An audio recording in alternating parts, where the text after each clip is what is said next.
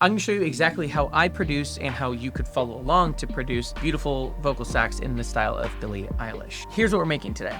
They don't wanna see what I got left to me. In this whole thing, we have 5 main components that we are going to be building together. 1, the lead. 2, harmony. 3, background stacks like oohs, ahs, that kind of watery stuff, like a la Ocean Eyes more. 4, what I call more chord harmony, think bad guy, therefore I am. And 5, angsty ad libs. And depending how on all this goes today, I may even do some effect manipulation stuff, but we're gonna have to see how the day goes. So let's go ahead and get started with lead vocal. So there's a few things that I would either say to myself or to an artist that I'm producing if we're going for something in this vein. The most important thing being that we're essentially whisper singing, and we need to way underperform what we think is possible and get way closer than we think is safe to get that sound. I'm talking like you should almost be at the point of losing the actual pitch in your voice. That's probably where we want to be hanging out.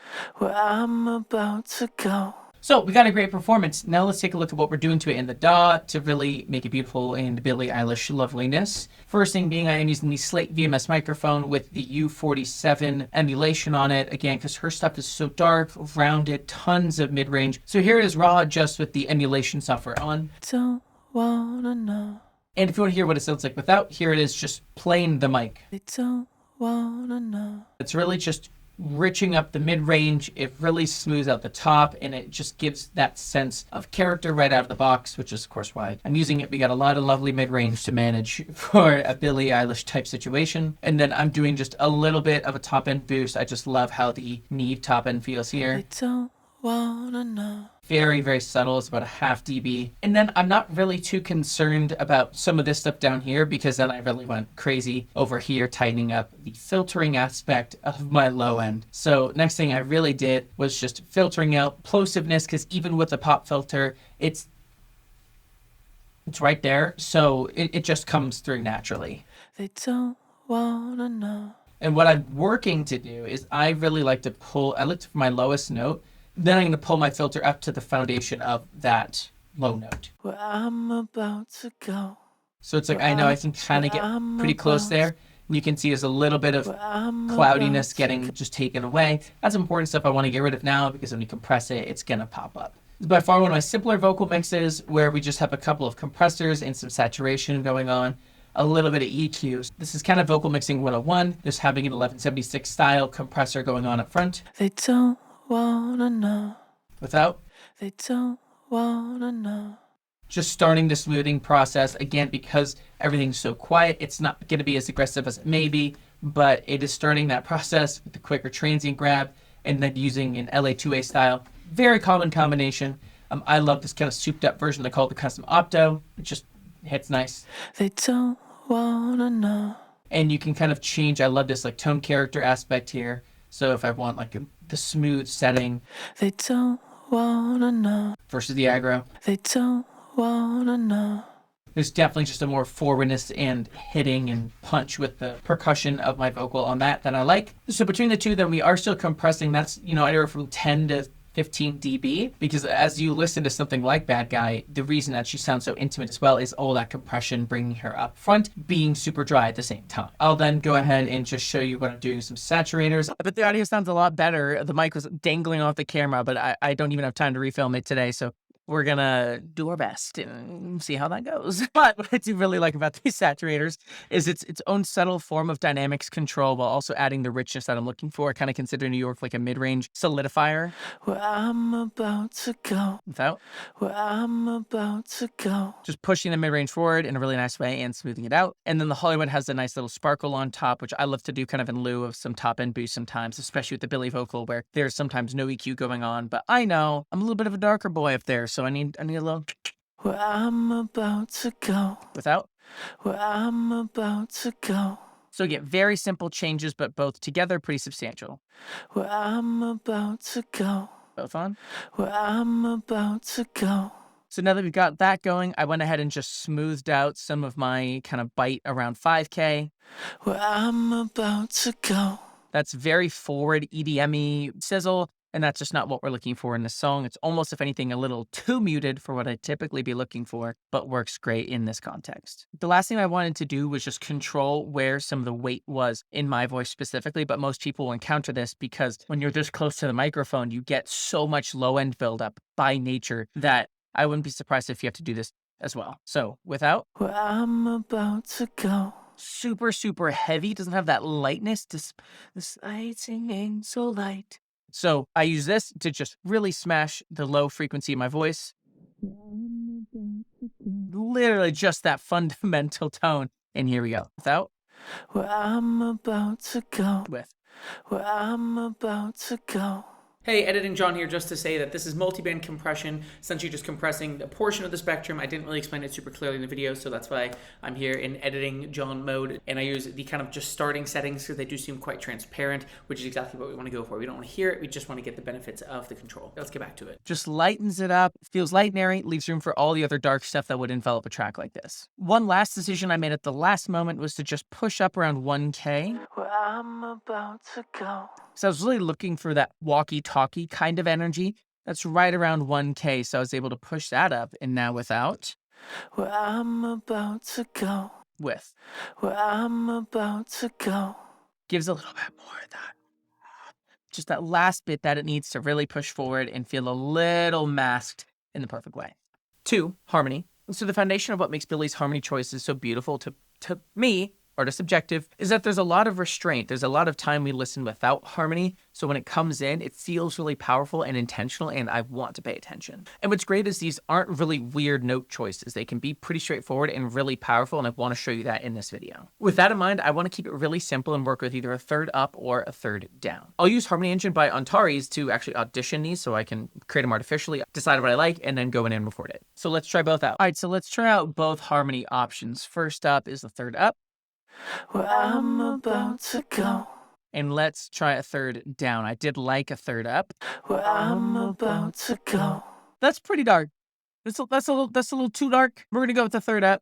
Give me a second. All right, so we have harmonies. They sound great. Let's take a quick listen to that first. What I got left to me. Ooh, let's go. Only difference really is in the EQ here at the end. So I just scooped out a little bit of extra low end just so my main vocal could be the heaviest thing in the room, and then a little bit of harshness that I wasn't liking to tuck out here. What I got left to me. It sounds good. Now, one important thing is the fact that I am not time aligning. I am pitch correcting because I'm not the most accurate boy in the town. Not doing any time alignment. If I am, it's manual and just as broad as possible to keep it human. You can hear it all over everything she does. It sounds completely live, and we're going to adhere to that as much as we can. Up next, background stacks. Quick thing though, if you have enjoyed the video and found it valuable, I do ask that you comment below and like the video. It helps it a ton, especially if you stay till the end. We have a lot more to go, so let's jump back into it. So starting out with background stacks, the first step to this approach for me is always just trying to sing something that comes out of my body naturally. I like to keep it really simple, and I might need to cue my head in with a note from the chord. So if we're starting on an A minor, an A, C, or an E, just to give my brain a starting point and try to sing along, something simple that may add some movement in the pockets of space from the melody. Here's what I ended up settling on because the lead vocal had so much space. It made sense to do more of a melodic response than just like, ah. So here's what we got. Don't wanna see what I got left to me.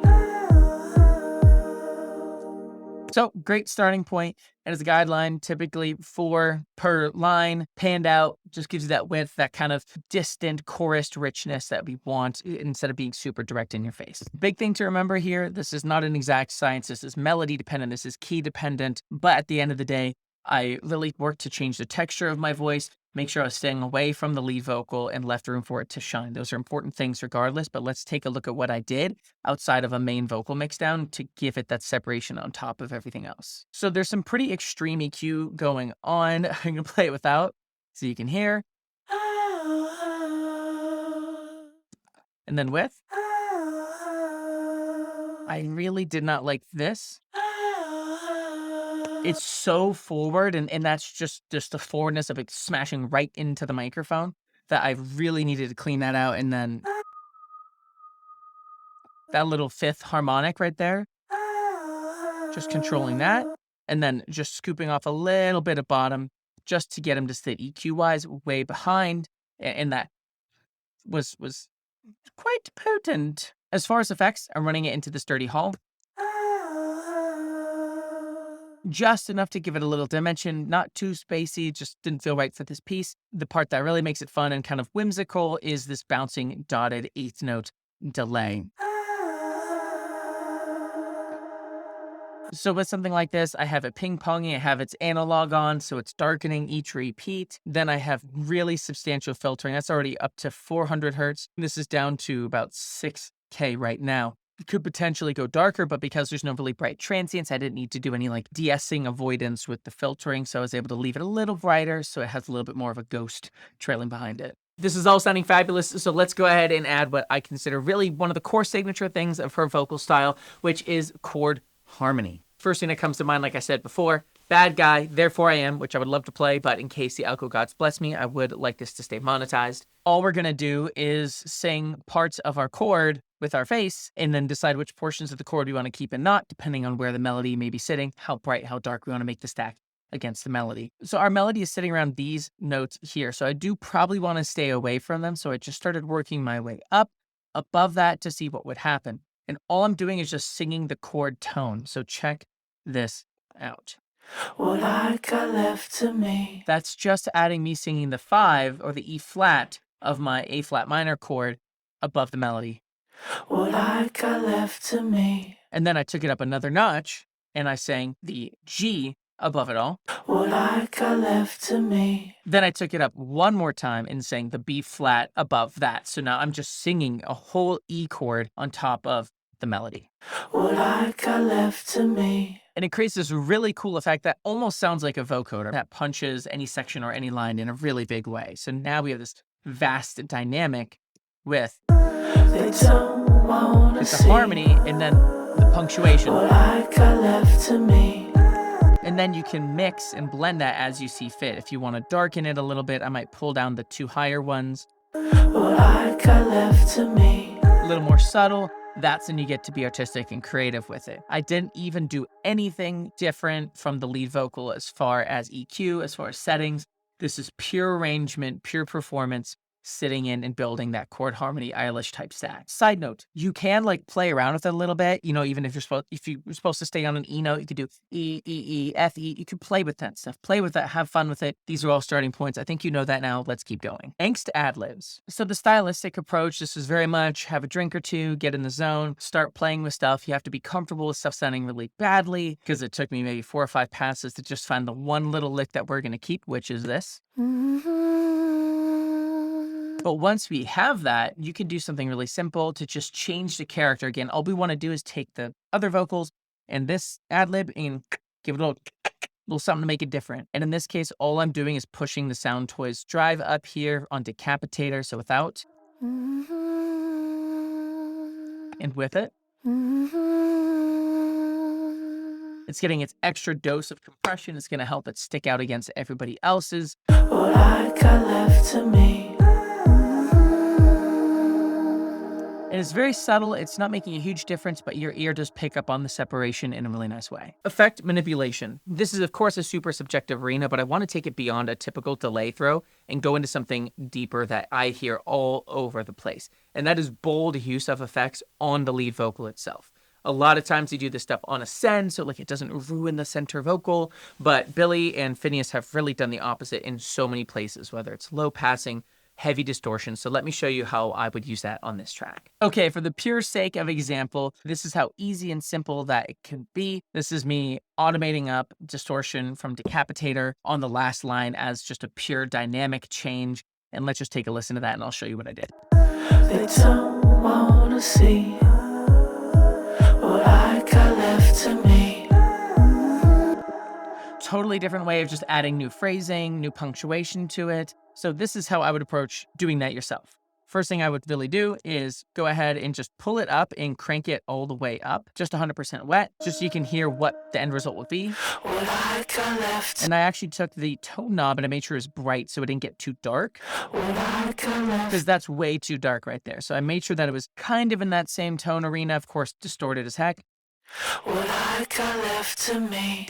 And that's way too much, but of course we're not going to use the whole thing. We're going to go ahead and then turn the mix fully off. Obviously much easier if its plugin has something like this. I'm automating the mix parameter to turn up over the course of the line.